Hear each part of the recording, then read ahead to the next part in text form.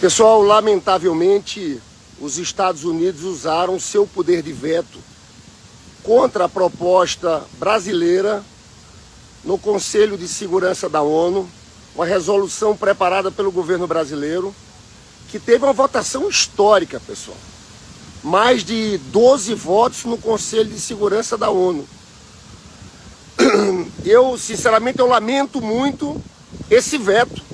Isso aconteceu agora, há poucos minutos, mas o veto, você sabe que tem 5 países que têm direito a veto.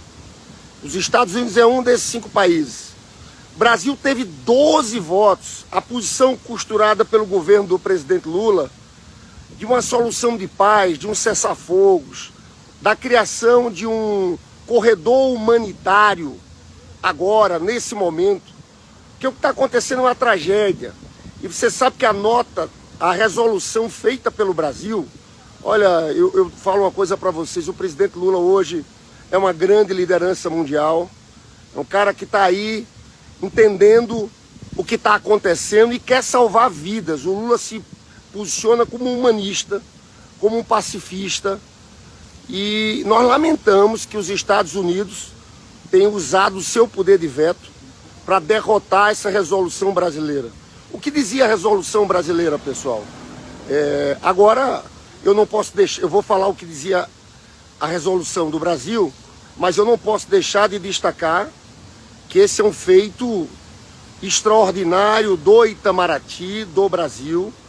O Brasil assumindo, perdemos hoje essa votação pelo veto dos Estados Unidos, mas o Lula vai continuar insistindo para achar um caminho de paz nesse momento. Olha, o projeto de resolução aqui era um projeto muito equilibrado.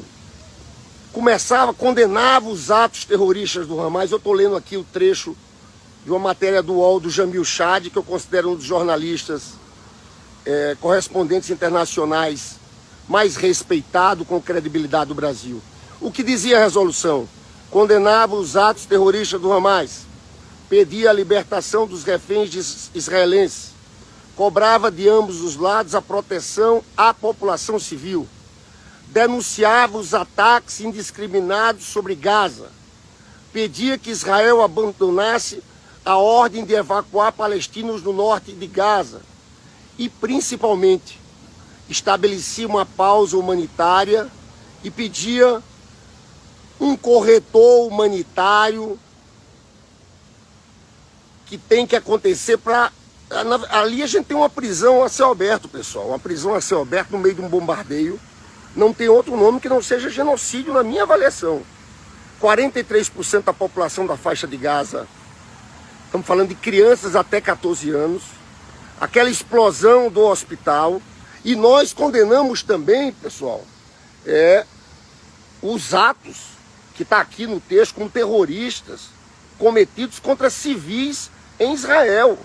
Agora a gente tem que parar a matança, a gente tem que parar. E por isso essa posição do governo brasileiro teve 12 votos. Votou com o Brasil França, Malta, Japão, Gana, Gabão, Suíça, Moçambique, Equador, China, Albânia, Emirados Árabes, né? Nós lamentamos esse papel dos Estados Unidos num momento como esse. Você sabe que a resolução costurada pelo governo do presidente Lula, vamos falar a verdade, o próprio Lula se envolveu nesse processo. Lula, quando eu falo para vocês que é humanista, ele é mesmo. Não é essas bravatas desse pessoal bolsonarista aqui não, pessoal. E você sabe que essa decisão dos Estados Unidos pegou mal para eles.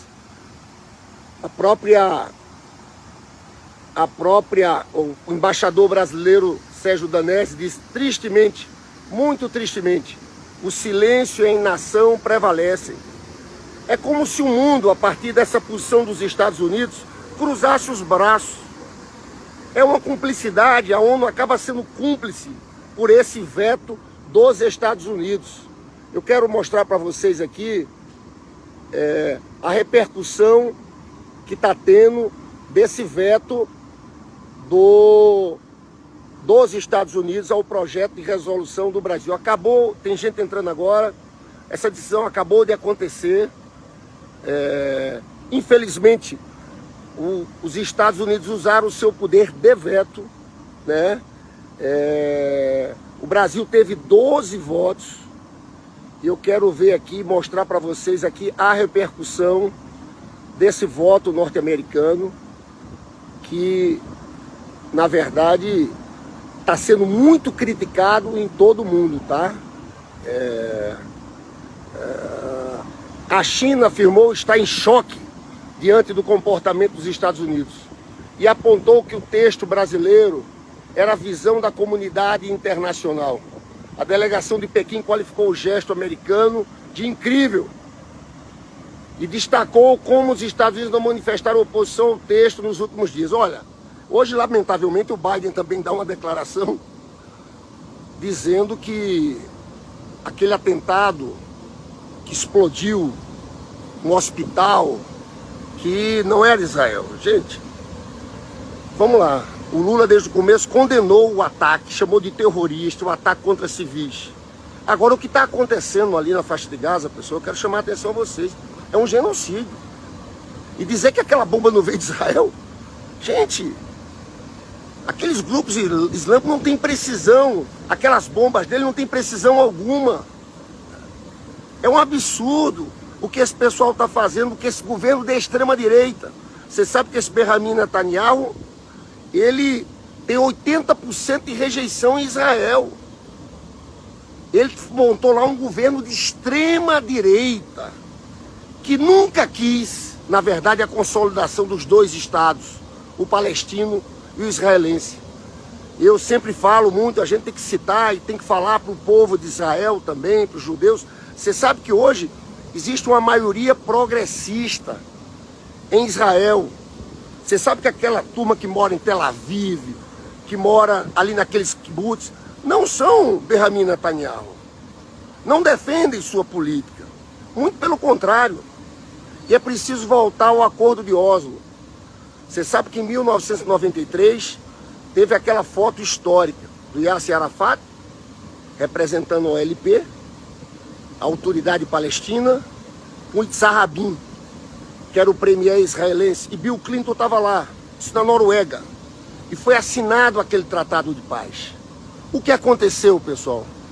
Infelizmente, a extrema-direita israelense matou Yitzhak Rabin, que era o premier, um general, que tinha feito um discurso belíssimo aos palestinos, dizer, olha, eu sou general, nós perdemos muitas vidas, vocês perderam, nós vamos ter que conviver pacificamente no mesmo território. E mataram o Yitzhak Rabin em 95. Aí teve mais um governo progressista, Shimon Peres, depois veio essa coisa do Benjamin Netanyahu e da extrema-direita, que só queria, tudo bem, meu irmão, que só queria atrapalhar aquele processo de paz. Porque tem uma extrema-direita ali muito pesada. Pra você ter noção, o ministro da segurança dele é um cara chamado Ben-Gvir, Itamar Ben-Gvir. É de um grupo de extrema-direita que foi considerado organização terrorista pelos Estados Unidos. Foi eleito deputado em março. Fizeram uma bancada de 6 deputados. E foi essa bancada que deu maioria para o Benjamin Netanyahu montar o governo. O discurso desse pessoal, esse ministro da Segurança, para vocês terem uma ideia, o Yitzhak Rabin foi morto em 1995. Ele pegou, o Yitzhak Rabin estava num evento, saiu e tinha imprensa do lado de fora. Ele arrancou o emblema do carro do Yitzhak Rabin, que era um Cadillac, na frente da imprensa, e disse, Rabin, nós vamos atrás de vocês. E o fato é que Rabin foi assassinado depois. Então eu quero dizer a vocês, pessoal, olha, tem muita fake news aí por essa turma bolsonarista. Eu tenho muito orgulho, pessoal, muito orgulho mesmo, de estar no lado certo da história, de estar ao lado do presidente Lula. Estou com muito orgulho da diplomacia brasileira. Quero parabenizar o chanceler Mauro Vieira, mas quero dizer o papel do próprio presidente Lula, que está articulando, ligando para tudo que é presidente no mundo, E o Brasil, numa votação histórica, conseguiu 12 votos.